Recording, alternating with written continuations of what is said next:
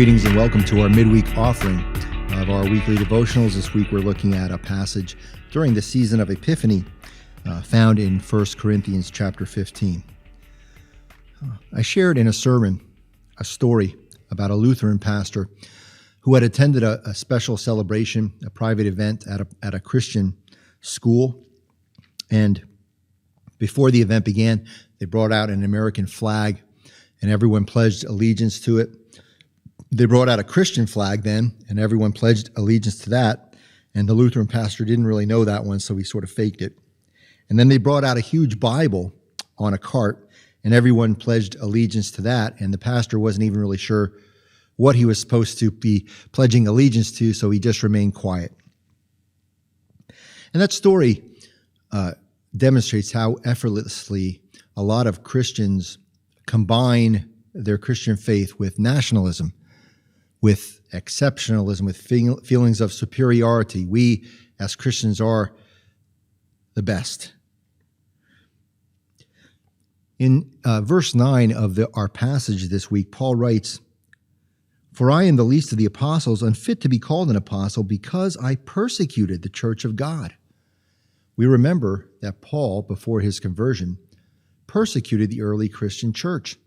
And that reminds us that the early Christian church, unlike the massive religion, global religion that it grew into, was once a very struggling, fledgling community of believers who were persecuted, who had to worship in hiding and were afraid to be discovered. Paul also writes on a couple of occasions that what he is teaching, what Christians are doing and practicing, is in accordance with the scriptures, with the Hebrew Bible. And that's an important note to make, because a lot of the early Christians were in conflict with Jewish synagogues and were in fact expelled from synagogues for following Jesus.